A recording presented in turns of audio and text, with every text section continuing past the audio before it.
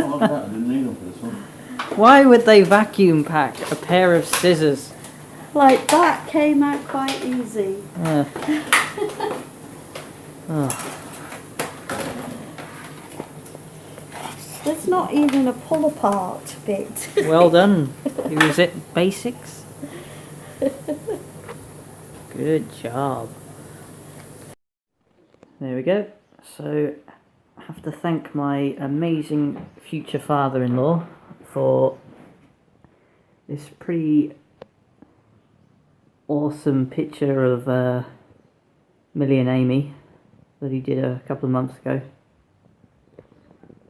Thanks so much, Steve.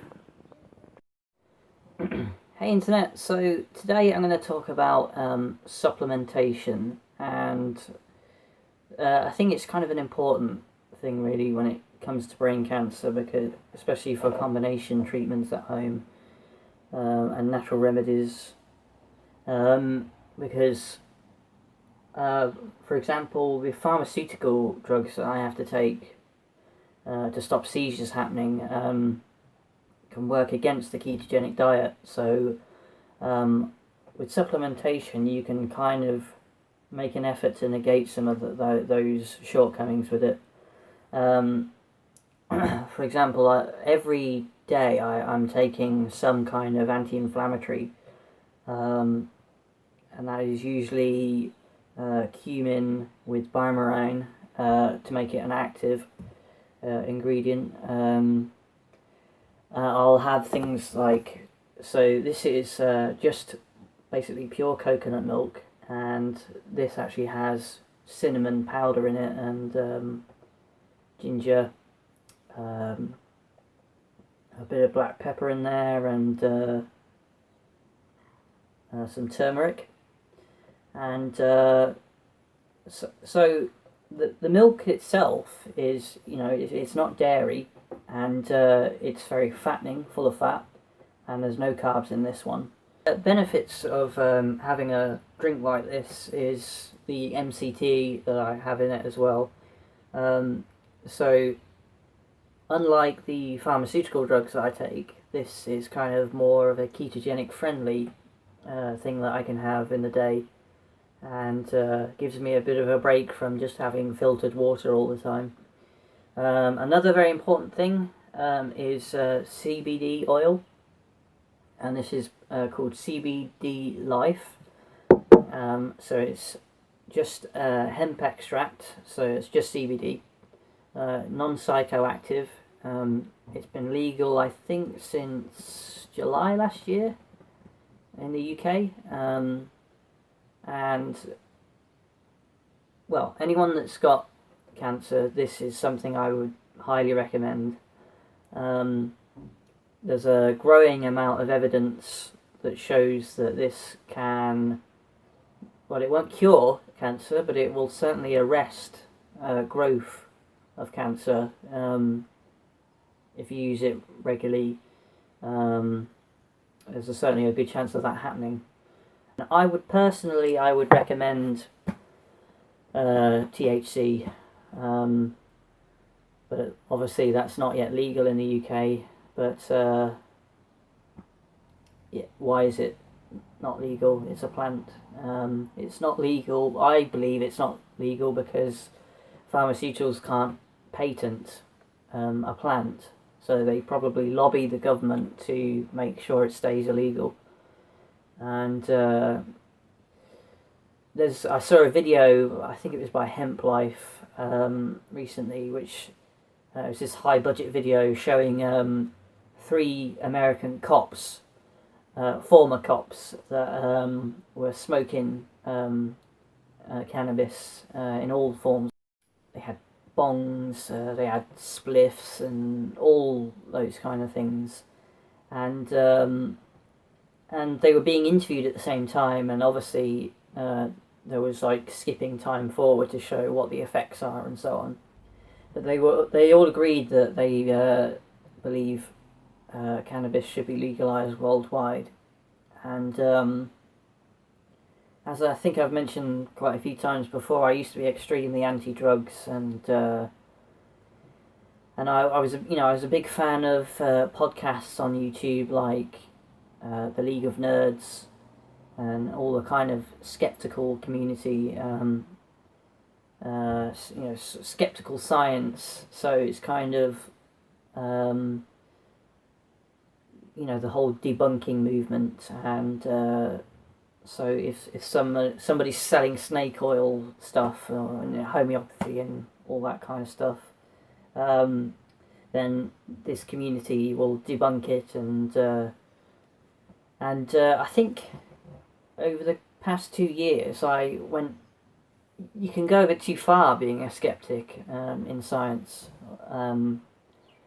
You can become over skeptical, I believe, because I was definitely over skeptical around the time I first got diagnosed. There was very little hope for me when I first got diagnosed. I had that mindset that a lot of science skeptoids, or whatever you want to call them, had, and that was a big hindrance to me because it made me ignorant of nature.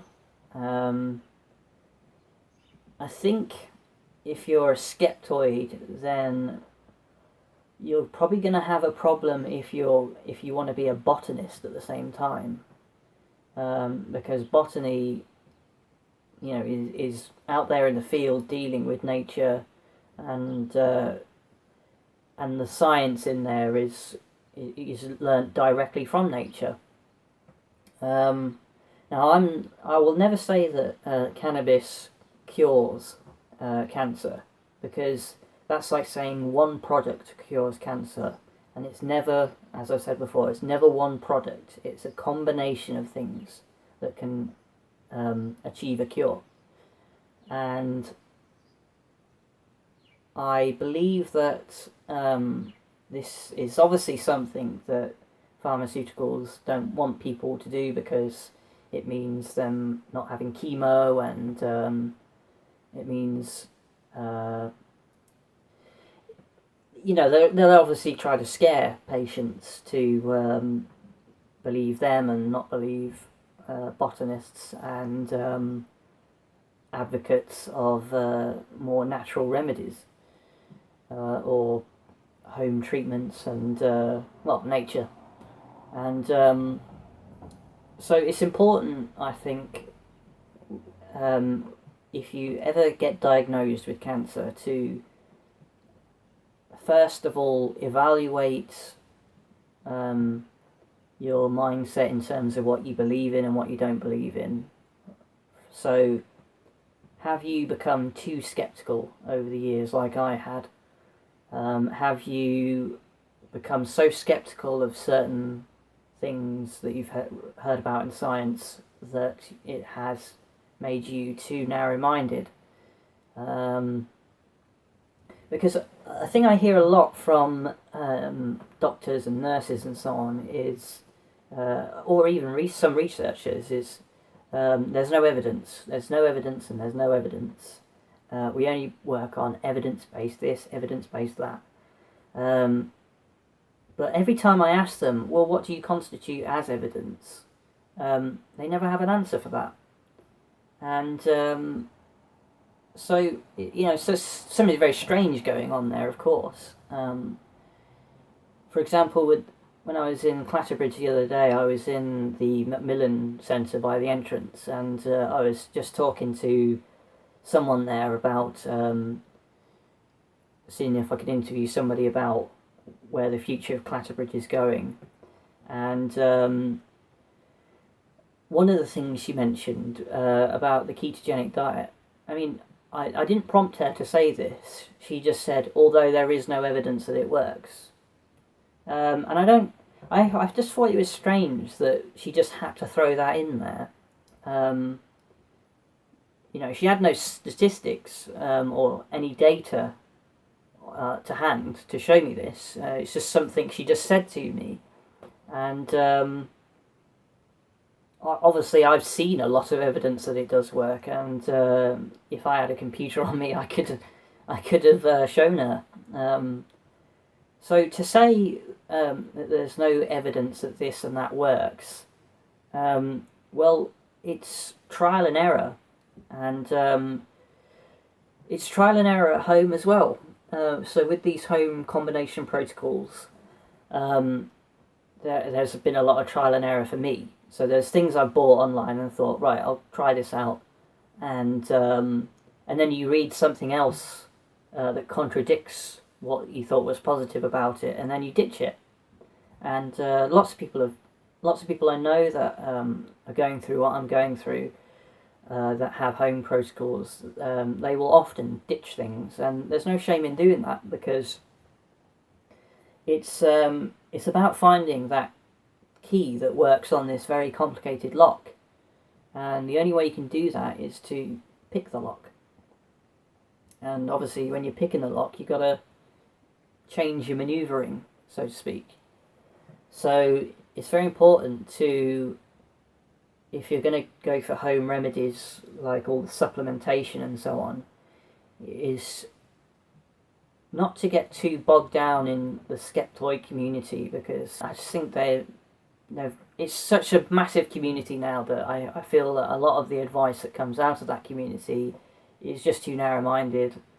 One example of a good way of critical thinking with home combination protocols is my friend Dave Bolton. When I was talking to him after his scan results yesterday, I was asking him what he thought about exogenous ketones, which are a product which is based on the research that Dominic D'Agostino has been working on. And I've ordered about 15 of them, and so I asked him if he'd be interested in these, and he said to me, I'm interested, but I'd rather have more information on it before I have these.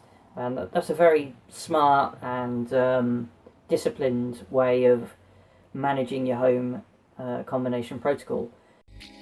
Keep on moving, hold your head up high.